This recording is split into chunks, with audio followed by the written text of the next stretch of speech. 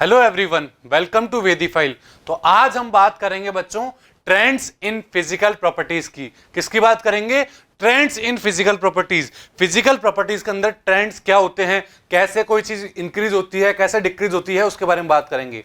So we move from up to down in a group और left to right in a period, we notice the trends in physical properties. अगर किसी group में मैं ऊपर से नीचे मूव करता हूं या किसी पीरियड में मैं लेफ्ट से राइट मूव करता हूं तो मुझे फिजिकल प्रॉपर्टीज में कुछ ट्रेंड्स देखने को मिलते हैं बच्चों। कैसे होते हैं ट्रेंड्स, वहां पर हम बात करते हैं कैसे कैसे ट्रेंड्स होते हैं। देखिए, there are number of physical properties of element such as atomic radii, ionic radii, ionization enthalpy, electron gain enthalpy, electronegativity. ये सब मेरी फिजिकल प्रॉपर्टीज हो सकती है। इन सब के अंदर हमें ट्रेंड्स की बात करनी है कि उनके अंदर ट्रेंड्स कैसे होते होंगे। So first of all we will discuss about atomic radii. सबसे पहले मैं बात करूंगा बच्चों किसकी? एटॉमिक रेडियाई की मैं बात करूंगा कि वहां पर ट्रेंड कैसे देखे जाते हैं। बात क्लियर है यहां तक? सबसे पहले बात करते हैं एटॉमिक रेडियाई होती क्या है बच्चों। एटॉमिक रेडियाई मतलब हो गई एक एटम के अंदर क्या रेडियाई होगी वो उसकी एटॉमिक रेडियाई हो जाएगी। मतलब मेरे पास कोई एटम है, उसका रेडियस कितना होगा वो मेरा क्या हो जाएगा, वो मेरा एटॉमिक रेडियाई हो जाएगा। बात क्लियर है? बट आप बहुत अच्छे से जानते हैं कि किसी एटम की साइज को फाइंड करना, किसी एटम की साइज को बताना बहुत कॉम्प्लिकेटेड है। अब ऐसा क्यों है बच्चों? किसी भी एटम की साइज को बताना इतना कॉम्प्लिकेटेड क्यों है? आखिर क्या रीजन है उसके पीछे? तो उसके पीछे बच्चों दो रीजन है। क्या रीजन है? दो। पहला रीजन सुनिए बच्चों, पहला रीजन यह है because the size of an atom is very small. Atom की साइज होती है वो बहुत छोटी होती है। और अगर मैं वैल्यू की बात करूं तो approximately 1.2 angstrom, that means 1.2 into 10 to की पावर -10 मीटर। -10 मीटर बोला मैंने बच्चों, क्या बोला? 10 टू की पावर -10 मीटर। दैट मींस एक एटम मेरा इतना छोटा होता है तो उसकी साइज को आप कैसे प्रिडिक्ट करोगे बच्चों? बात क्लियर है? तो पहली बात तो इसलिए हो गई कि उसकी साइज बहुत छोटी होती है, इस वजह से हम उसकी साइज को प्रिडिक्ट नहीं कर सकते। दूसरा रीजन क्या रहा होगा बच्चों? दूसरा रीजन सुनिए, electron cloud surrounding the atom does not have a sharp boundary. क्या बोला मैंने बच्चों? कोई भी मेरा एक एटम है, एटम के अंदर ऑर्बिटल्स प्रेजेंट होंगे जिसके अंदर इलेक्ट्रॉन्स होते हैं। अब जो मेरे ऑर्बिटल है वो कैसे होते हैं? उनका इलेक्ट्रॉन क्लाउड शार्प बाउंड्री नहीं होता। दैट मींस वो एकदम स्फेरिकल नहीं होते। स्फेरिकल नहीं होते क्यों? क्योंकि एस ऑर्बिटल की मैं बात करूं, चलो वो तो मेरा स्फेरिकल होता है। अगर मैं बात करूं पी ऑर्बिटल की, वो तो डंबल शेप होगा। अगर मैं बात करूं डी ऑर्बिटल की, वो डबल डंबल शेप होगा। दैट मींस अगर मैं एक एटम की बात करूं तो वहां पर कोई शार्प बाउंड्री नहीं होगी, आप देख पा रहे हैं। अब इसकी साइज प्रिडिक्ट करना मेरे लिए इतना ईजी नहीं होगा, इतनी प्रिसाइज में उसकी साइज को फाइंड नहीं कर सकता हूं, डिटरमाइन नहीं कर सकता हूं। बात क्लियर है बच्चों? क्यों हम इन दो रीजंस की वजह से किसी एटम की साइज को वो नहीं कर सकते, आइडेंटिफाई नहीं कर सकते? बात क्लियर है? In other words, there is no practical way by which the size of an individual atom can be measured. ऐसा कोई प्रैक्टिकल वे नहीं है बच्चों जिससे हम किसी एटम की साइज को आइडेंटिफाई कर सकें। बात क्लियर है यहां तक? आगे देखिए बच्चों, आगे क्या है। बट फिर भी हमने एटम्स की साइज को आइडेंटिफाई तो किया है, डिटरमाइन तो किया है। तो हमने कैसे किया बच्चों? किस तरह से हमने उनको आइडेंटिफाई किया? तो सबसे पहले मैं बात करता हूं बच्चों नॉन मेटेलिक एलिमेंट्स की। दैट मींस हमने साइज को दो कैटेगरी में बांट के डिवाइड किया। कैसे किया? देखिए, एक मैंने किया नॉन मेटेलिक एलिमेंट से और एक मैंने किया मेटेलिक एलिमेंट से। मैं बात करता हूं नॉन मेटेलिक एलिमेंट के अंदर हमने किस तरह, जो नॉन मेटेलिक एलिमेंट थे उनके अंदर किस तरह मैंने साइज को आइडेंटिफाई किया, डिटरमाइन किया। देखिए बच्चों, तो अगर मेरे मान लीजिए कोई भी ये दो एटम है, बात क्लियर है? ये दो एटम है और इन दोनों ने आपस में क्या कर रखा है? एक बॉन्ड बना रखा है, सिंगल बॉन्ड बना रखा है, एक कोवेलेंट बॉन्ड बना रखा है। कोवेलेंट बॉन्ड मतलब शेयरिंग ऑफ इलेक्ट्रॉन से क्या बना रखा है? एक कोवेलेंट बॉन्ड बना रखा है। ठीक है, इन कोवेलेंट मॉलिक्यूल जो है मेरे, इनके अंदर अगर मैं इनकी साइज का, इनके अंदर इनके रेडियस का पता कर लूं मैं, तो वो मेरी क्या कहलाएगी? वो मेरी कहलाएगी कोवेलेंट रेडियाई बच्चों। क्या कहलाएगी? Covalent radii. दैट मींस अगर कोई दो एटम ने आपस में कोवेलेंट बॉन्डिंग कर रखी है, एक सिंगल बॉन्ड से जुड़े हुए हैं, तो उसके अंदर हम कोवेलेंट रेडियस का पता लगा सकते हैं बच्चों। किसका पता लगा सकते हैं? कोवेलेंट रेडियस का पता लगा सकते हैं।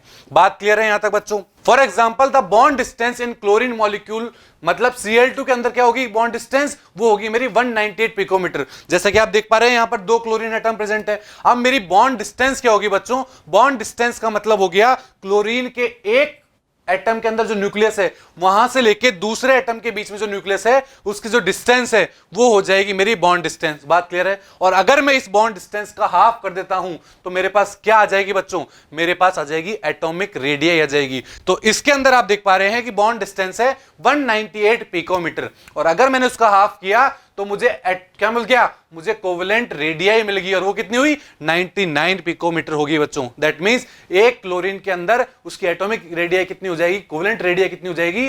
99 पिकोमीटर हो जाएगी। बात क्लियर है? ये बात थी बच्चों नॉन मेटल के अंदर। और अगर हमें मेटल्स दे दी जाए तो मेटल के अंदर हम किस तरह रेडियस निकालेंगे उसको भी समझ लेते हैं। तो मेटल्स के लिए बच्चों यूज में ली जाती है मेटेलिक रेडियस। क्या यूज में ली जाती है? Metallic radius, which is taken as the half of the inter nuclear distance. क्या बोला मैंने बच्चों? मेटेलिक रेडियस के अंदर जो इंटर न्यूक्लियर डिस्टेंस होती है उसका हाफ कर देंगे तो हमें मेटेलिक रेडियस देखने को मिल जाएगी। बात क्लियर है? और ये कैसे देखने को मिलेगी? जहां पर कोई मेटेलिक क्रिस्टल्स होंगे हमारे पास, उनके अंदर अगर हम इंटर न्यूक्लियर डिस्टेंस को मेजर कर लेते हैं और उसका हाफ कर देते हैं तो मुझे मेटेलिक रेडियस देखने को मिल जाएगी। बात क्लियर है बच्चों?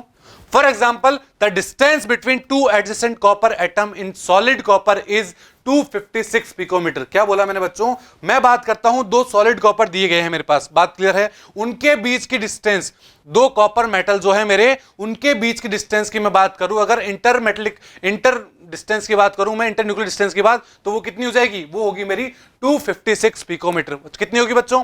256 पिकोमीटर हो जाएगी। बात क्लियर है? और अगर मुझे इन दोनों कॉपर मेटल के बीच की मेटेलिक रेडियस निकालनी है तो मैं क्या करूंगा बच्चों? मैं उस डिस्टेंस का हाफ कर दूंगा, और जैसे ही मैं उसको हाफ करूंगा तो मेरे पास आ जाएगा 128 पिकोमीटर। दैट मींस यहां कॉपर, दोनों कॉपर एटम्स के बीच में, दोनों मेटल्स के बीच में मेरी मेटेलिक रेडियस कितनी होगी बच्चों? वो हो जाएगी 128 पिकोमीटर। बात क्लियर है? So for simplicity we use the term atomic radius. हमने क्या कहा बच्चों? हमने जो कोवेलेंट रेडियस पढ़ी, जो मेटेलिक रेडियस पढ़ी, उनको सिंप्लीफाई करने के लिए नॉन मेटल और मेटल को के अंदर जो हमने कोवेलेंट और मेटेलिक रेडियस पढ़ी है उनको सिंप्लीफाई करने के लिए कॉमन वर्ड दे दिया है कि वो हमारी एटॉमिक रेडियस है, दो एटम्स के बीच की रेडियस है। बात क्लियर है बच्चों? कैसे हम एटॉमिक रेडियस बोल रहे हैं? किसको? कोवेलेंट रेडियस को और मेटेलिक रेडियस को। यहां तक बात क्लियर है बच्चों? Now if we talk about the trend, इनके अंदर ट्रेंड क्या होता होगा कि एटॉमिक रेडियाई अगर पीरियड में मूव करते हैं तो क्या होगी, अगर हम ऊपर से नीचे मूव करते हैं किस ग्रुप में तो क्या होगा, अब उसकी बात करते हैं बच्चों। So the atomic radii generally decrease across a period. That means अगर किसी पीरियोडिक टेबल में मैं लेफ्ट से राइट मूव करता हूं तो मेरी एटॉमिक रेडियाई जो होगी वो डिक्रीज हो जाएगी बच्चों। डिक्रीज हो जाएगी, क्यों होगा ऐसा? हमें हर चीज का रीजन आना चाहिए बच्चों। अगर इनऑर्गेनिक में आपने हर चीज का रीजन समझ लिया है तो आपके लिए क्वेश्चन बहुत इजी हो जाएगा। तो देखिए बच्चों, मैं बोल रहा हूं कि किसी भी पीरियड में लेफ्ट से राइट जाते हैं तो वहां पर एटॉमिक रेडियाई डिक्रीज हो जाती है। ऐसा क्यों होता है? देखिए, because in the same period the electron enters in the same shell. जब हम लेफ्ट से राइट मूव करते हैं तो हमारा जो नया इलेक्ट्रॉन ऐड होता है वो सेम शेल के अंदर ऐड होता है। दैट मींस आप यहां पर देख पा रहे हैं जो भी मेरा नया इलेक्ट्रॉन आया है वो सेकंड शेल के अंदर ही आया है। कौन से शेल में? सेकंड शेल के अंदर ही आया है। दैट मींस वहां पर कोई भी शेल का साइज नहीं बढ़ रहा है, नहीं बढ़ रहा। ठीक है, आगे देखिए, बट जैसे जैसे मैं लेफ्ट से राइट जा रहा हूं तो मेरा एटॉमिक नंबर बढ़ रहा है, और एटॉमिक नंबर बढ़ रहा है दैट मींस न्यूक्लियर चार्ज बढ़ रहा है। न्यूक्लियर चार्ज क्यों बढ़ा? क्योंकि एटॉमिक नंबर बढ़ने के साथ साथ प्रोटॉन भी बढ़ गए हैं, और प्रोटॉन बढ़े हैं दैट मींस वहां पर न्यूक्लियर चार्ज बढ़ चुका है बच्चों। और न्यूक्लियर चार्ज बढ़ जाएगा तो क्या होगा बच्चों? जैसे ही न्यूक्लियर चार्ज बढ़ेगा वो जो आउटर मोस्ट इलेक्ट्रॉन होंगे उनको अपनी तरफ खींचने की कोशिश करेगा, और जैसे ही अपनी तरफ खींचेगा तो साइज छोटी होती चली जाएगी। तो हमने क्या बोला?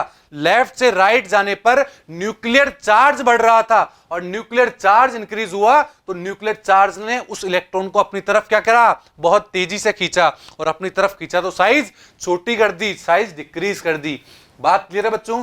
पीरियड के अंदर क्या ट्रेंड था? That means the atomic radii along the period is decreased। बिल्कुल बच्चों, हमने क्या देखा कि along a period हम मूव कर रहे हैं लेफ्ट टू राइट तो एटॉमिक रेडियाई डिक्रीज हो रही है बच्चों। बात क्लियर है?